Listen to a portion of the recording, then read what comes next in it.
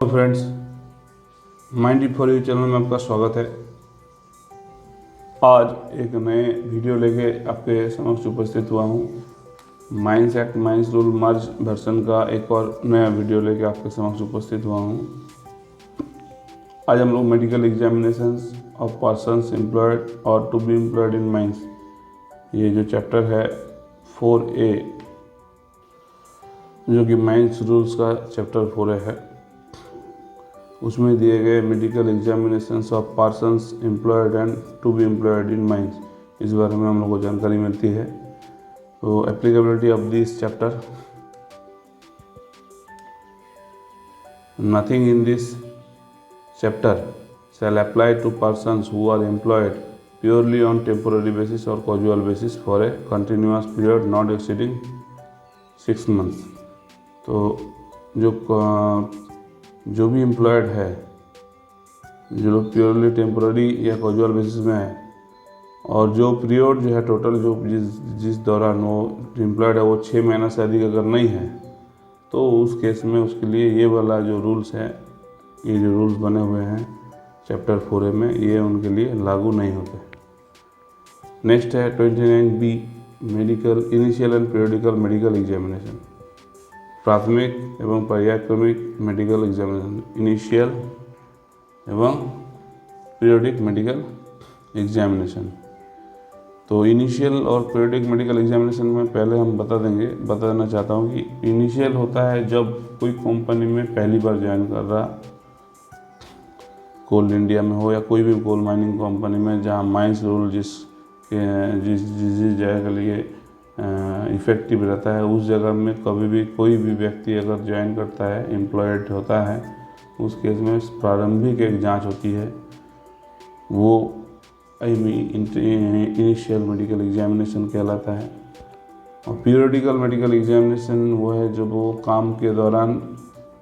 जब वो काम में है उस समय हर 5 साल में कुछ उसमें काम से जुड़ा हुआ कुछ प्रॉब्लम हुआ कि नहीं, उसका स्वास्थ्य कैसा है, ताकि काम जो हम उससे ले रहे हैं वो उस लायक है कि नहीं, ये सब चीज़ जांच करने के लिए पीरियडिकल मेडिकल एग्जामिनेशंस हम लोग करते हैं जो एम्प्लॉयड है उसको। तो after such dates as the central government may by notification in the official gazette appoint in this behalf, the owner, agent or manager of every mine shall make arrangements। तो वो डेट या dates का बाद जो central government notification से जारी करेगा official gazette में इस बारे में, तो ओनर एजेंट मैनेजर जो है अरेंजमेंट्स करेगा किस बारे में, for the initial medical examination of every person employed in the mine with in a period of 5 years of the date so notified, and said examination shall be so arranged over a period of 5 years that 1/5 of the persons employed at the mine undergo the examination every year। तो खान में नियोजित प्रत्येक व्यक्ति को initial medical examination के लिए ऐसी अधिसूचित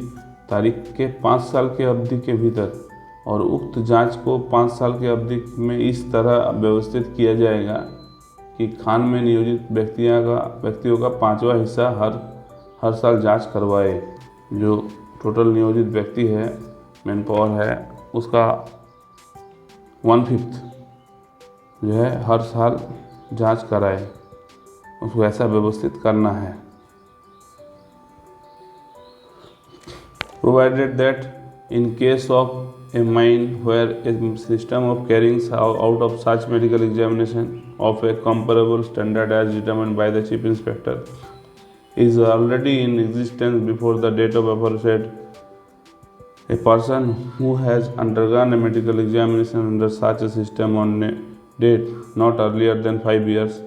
before the date of aforesaid shall be deemed to have undergone an initial medical examination under this sub clause। Last date of his medical examination under the said system shall be taken to be the date of his initial medical examination under these rules। अभी कहीं पर पहले से ही अगर वैसा कोई system है जो चीफ इंस्पेक्टर के द्वारा कंपेरेबल डिटरमाइन किया गया है, कंपेरेबल स्टैंडर्ड का, तो उस जगह पे जो भी टेस्टिंग हुआ है 5 साल से पहले का नहीं होना चाहिए। उस जिस डेट में ये लागू हो रहा उस डेट से 5 साल का पहले का नहीं होना चाहिए। जैसे मान लीजिए 2020 में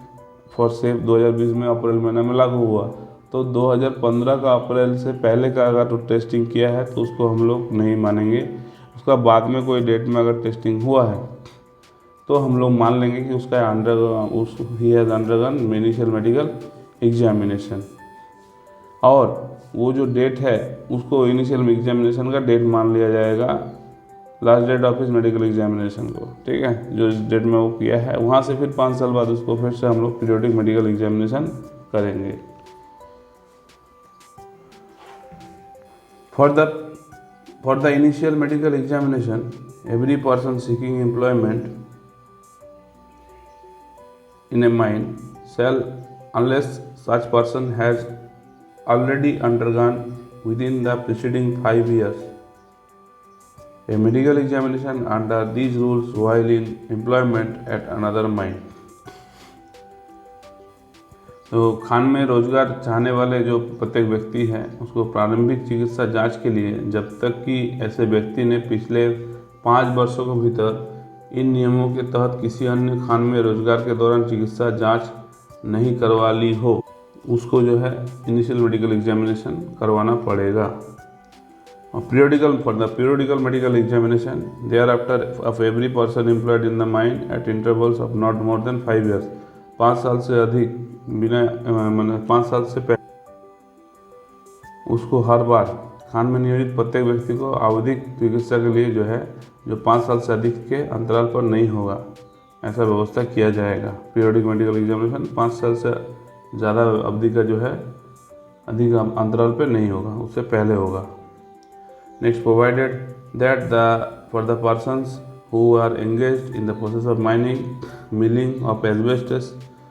periodic medical examination shall be done at least once in every 12 month. तो एस्बेस्टस का माइनिंग या मिलिंग में अगर नियोजित है, वैसा जगह पे अगर पर्सन एम्प्लॉयड है, तो पीरियोडिकल मेडिकल एग्जामिनेशन जो है हर 12 महीने में होगा, वंस इन एवरी 12 मंथ, मतलब हर साल होगा। Every such examination shall include all the test in form P. Form P में जितना टेस्ट है सारा, उसमें वो सारा टेस्ट उसको किया जाएगा। ऑफ द फर्स्ट शेड्यूल में जो फॉर्म पी है उसमें जो टेस्ट दिया गया है वो सारा किया जाएगा, except the x ray examination which shall be carried out once in every 3 years. X ray जो है वो 3 साल में एक बार करना है, बाकी उसको छोड़ के, एक्सरे छोड़ के बाकी जितना टेस्ट है सारा जो है टेस्ट हर साल करना है, पूरा टेस्ट करना है। Provided further that the periodic medical examination और द एक्सरे एग्जामिनेशन और both shall be conducted at more frequent intervals if examining authority deems it necessary to confirm a suspected case of a dust related disease। Dust related disease अगर है तो उसको confirm करने के लिए मोर frequent interval में और कम समय में जो है बार बार उसको करने के लिए बोल सकता है, मतलब उसका अथॉरिटी है मेडिकल ऑफिसर या एग्जामिनिंग अथॉरिटी जो रहेगा, वो एग्जामिनिंग अथॉरिटी का पावर है कि वो अगर ऐसा लगता है कि सस्पेक्ट है डस्ट रिलेटेड डिजीज़ का, तो उसको इन दैट केस वो फ्रीक्वेंट इंटरवल में वो जांच सब करने के लिए बोल सकते। 29C में दिया एग्जामिनिंग अथॉरिटीज़। तो medical examination aforesaid shall be carried out by medical officer appointed for the mine के लिए जो मेडिकल ऑफिसर जो है अपॉइंटेड किया जाता है वो करेगा, और a medical officer in the employment of the owner of the mine. Owner का एम्प्लॉयमेंट में है ऐसा कोई मेडिकल ऑफिसर से भी वो जाँच किया जा सकता है। इफ़ एनी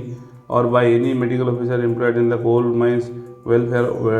फंड ऑर्गेनाइजेशन और any other mines welfare organisation, कहीं पर भी अगर ये है माइंस का या अदर माइंस का वेलफेयर ऑर्गेनाइजेशन में, तो उसके द्वारा भी मेडिकल एग्जामिनेशन किया जाता है। Failing which by any state or council central government medical officer not below the rank of an assistant civil surgeon. Assistant civil surgeon से नीचे कोई असिस्टेंट सिविल सर्जन या उससे ऊँचे पदाधिकारी वाले व्यक्ति के पास स्टेट गवर्नमेंट या सेंट्रल गवर्नमेंट के उसके पास भी ये जो एग्जामिनेशन है कराया जा सकता है, अगर माइंस के पास डॉक्टर नहीं है या माइंस बहुत छोटा है, छोटा संस्था है, उस केस में। जो स्टेट या सेंट्रल गवर्नमेंट का जो डॉक्टर होगा, मेडिकल ऑफिसर होगा, उसका जो है रैंक मिनिमम होना है assistant civil surgeon. Notice of medical examination, तो जो नोटिस भेजेंगे हम लोग मेडिकल एग्जामिनेशन के लिए, उस बारे में इसमें दिया हुआ है कि in respect of every medical examination under rule 29B, जो कि IME PME का था, the manager of the mine concern shall give and at least 20 days prior notice, 20 दिन पहले एक नोटिस देगा, प्रियर नोटिस देगा, in writing to the person to be employ examine, जिसको एग्जामाइन करना है, इन फॉर्म एम में उसको नोटिस देगा। Provided that in case of initial medical examination of persons seeking employment at a mine, period of notice may be shorter, period of notice जो है उसमें shorter होगा। तो जब इनिशियल पे अपॉइंटमेंट देता है उस समय 7 दिन पहले भी बता सकता है कि आपका इनिशियल मेडिकल एग्जामिनेशन इस डेट पे है, अगर जो काम में है उसको कम से कम 20 दिन पहले आपको नोटिस देना है इन फॉर्म M में। नेक्स्ट है, copy of every such notice issued shall be send by the manager to the examining authority, उसको भेजेंगे। In case of periodical medical examination of a person, the copies of previous medical certificate issued in form O pertaining to the person concerned shall also be sent to the examining authority by the manager। अगर वो periodic medical examination है तो उसमें form O जो पिछला जो certificate issued किया गया है उसका भी कॉपी मैनेजर जो है भेजेगा। नोटिस का भी कॉपी जाएगा एग्जामिनिंग अथॉरिटी को जो फॉर्म M में जाएगा, और उसका साथ फॉर्म O भी जाएगा जो पिछला जो टेस्ट किया है उसका जो रिजल्ट है, जिस पर लिखा हुआ है सर्टिफिकेट जो दिया हुआ है फॉर्म O का जो सर्टिफिकेट वो भी भेजेगा manager. A person who for any reasonable cause fails to submit himself for the medical examination, medical examination के लिए अगर वो फेल होता है, अपने आप को वहाँ पहुँच नहीं पाता मेडिकल एग्जामिनेशन के लिए, in accordance with the notice issued to him under sub rule 1 shall give a second in notice of minimum period of 10 days in form N। तो 10 दिन पहले फॉर्म N में अगर वो फर्स्ट जो उसको डेट दिया गया उसमें कोई कारण से नहीं पहुंच पाया तो उसको 10 दिन प्रियर नोटिस देना होगा फॉर्म N में by the manager, and copy of every such notice shall be sent by the manager to the examining authority, examining authority को उसको कॉपी भेजना है। The examining authority shall inform the manager whether the person concern has submitted himself for the medical examination और not. तो अगर वो उपस्थित हुआ है मेडिकल एग्जामिनेशन के लिए तो मेडिकल ऑफिसर जो है, एग्जामिनिंग अथॉरिटी जो है, इस बारे में मैनेजर को सूचित करेगा कि हाँ वो आया है। Failure to undergo medical examination, a person who without reasonable cause fails to submit himself for the medical examination in accordance with a notice issued to him under rule 3 of rule 29D shall be liable to discharge from his service, उसका service से निकाल देने का प्रावधान इसमें बताया गया है कि अगर वो फेल होता है मेडिकल एग्जामिनेशन में उपस्थित होने में तो उस केस में उसको जो है सर्विस से डिस्चार्ज कर दिया जाएगा। बता रहे हैं periodical provided that the person who tender himself so liable to be discharge for failure to submit himself for the medical examination shall be required to show cause why he could not comply with the notice within the time specified therein। उसको show cause किया जाएगा कि क्यों वो समय पे उसको जो है अपने आप को उपस्थित नहीं कर पाया था मेडिकल एग्जामिनेशन में। If explanation is found satisfactory, अगर सेटिस्फैक्ट्री एक्सप्लेनेशन मिला बाय द मैनेजमेंट, वो मैनेजमेंट को ऐसा लगा कि उसका जो एक्सप्लेनेशन है सेटिस्फैक्ट्री है, he shall be given another chance to appear for medical examination, उसको और एक चांस दिया जाएगा मेडिकल एग्जामिनेशन में अपियर होने के लिए। इन case of his explanation is not found satisfactory, अगर सेटिस्फैक्ट्री नहीं है by the management, his service shall be terminated by the management, उसका जो है सर्विस टर्मिनेट कर दिया जाएगा मैनेजमेंट के द्वारा। Provided further in case of any dispute the same shall be referred to the chief inspector for his decision within 60 days of the order communicated by the owner. और वो कोई dispute अगर होता है इस case में तो उसको जो है रेफर करना है चीफ इंस्पेक्टर को for his decision within 60 days of the order communicated by the owner agent or manager of the mine to the person. उस पर्सन को जो ऑर्डर इशू किया है मैनेजर एजेंट, ओनर एजेंट या manager, उससे उसका 60 दिन का अंदर इस बारे में कम्युनिकेट करना है चीफ इंस्पेक्टर को। Standard and report of medical examination, The examining authority holding initial medical examination under sub clause 1 of the clause A or periodical medical examination under clause B of the rule 29B shall examine a person according to the standard laid down in form P में जो standard दिया है उसके अनुसार उसको ये करेंगे, examine करेंगे. And initial medical examination under sub clause 2 of the clause A of 29B of all persons seeking employment in mine shall be according to the standard laid down in form P1. Form P1 में दिए गए standard के अनुसार initial medical examination को जो है examine किया जाएगा और पीरियडिकल मेडिकल एग्जामिनेशन के लिए जो आया हुआ व्यक्ति है उसको फॉर्म P में दिए गए स्टैंडर्ड के अनुसार उसको एग्जामिन किया जाएगा. As soon as may be after examination a copy of the medical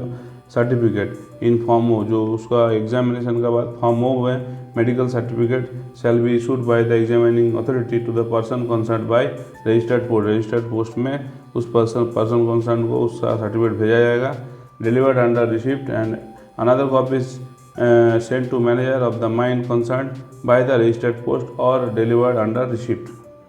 तो एक कॉपी जाएगा मैनेजर के पास, एक कॉपी जाएगा जिसका एग्जामिनेशन हुआ है उसको, और उसका जो है रिसिप्ट या डिलीवर्ड अंडर रिसिप्ट होगा या फिर रजिस्टर्ड पोस्ट से जाएगा. Examining authority shell retain A third copy of the medical certificate. Medical certificate का थर्ड कॉपी जो है एग्जामिनिंग अथॉरिटी रखेगा. 3 कॉपी बनता है फॉर्मों का. एक जाएगा मैं जिसका एग्जामिनेशन हो रहा, एग्जामिनर एग्जामिनिंग जो अथॉरिटी है उसके पास एक रहेगा, एक मैनेजर के पास जाएगा और एक जिस पर्सन का एग्जामिनेशन हुआ, मेडिकल एग्जामिनेशन हुआ उसके पास जाएगा. और तीनों जो जाएगा वो ऐसा पोस्ट या रजिस्टर्ड पोस्ट से जाएगा या डिलीवर्ड अंडर रिसिप्ट होगा, ताकि वो बोल ना पाए कि मेरे को इस बारे में इंफॉर्मेशन प्रोवाइड नहीं किया गया.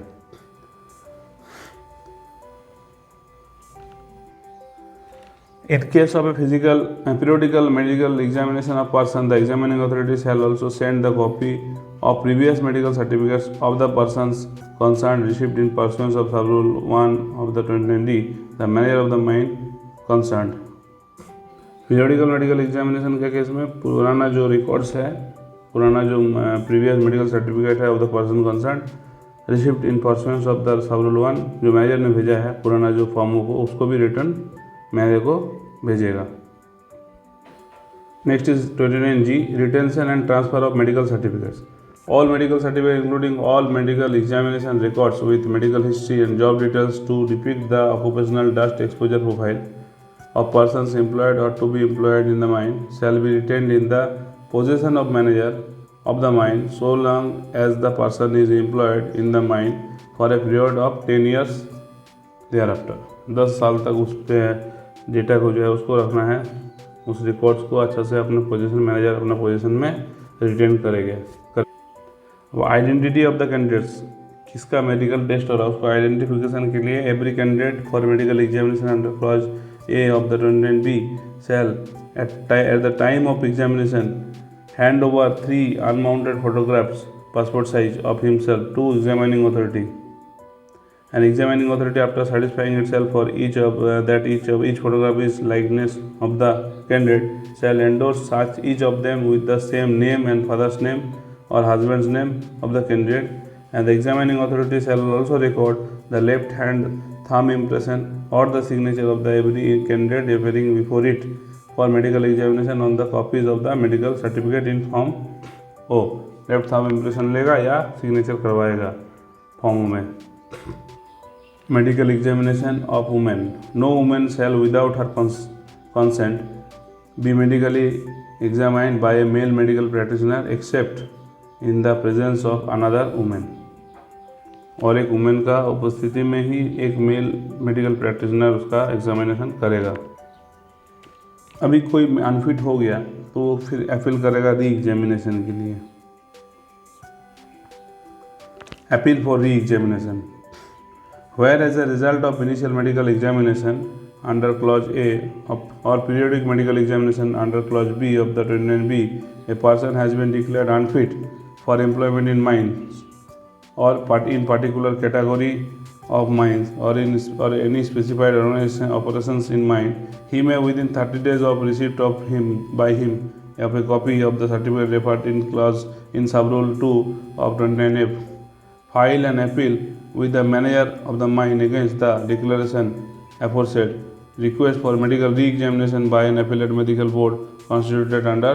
Rule 29K. तो 29K क्या है? Constitution of appellate medical board. तो वो री एग्जामिनेशन के लिए एपिलेट मेडिकल बोर्ड में री एग्जामिनेशन के लिए अप्लाई करेगा। The manager shall arrange to have a appellate medically re-examined by the appellate medical board within 30 days of the receipt of the appeal। 30 दिन का अंदर उसको व्यवस्था करेगा, अरेंजमेंट करेगा उसका एपिलेट मेडिकल बोर्ड द्वारा एपिलेट मेडिकली री-एग्जामाइन कराने के लिए।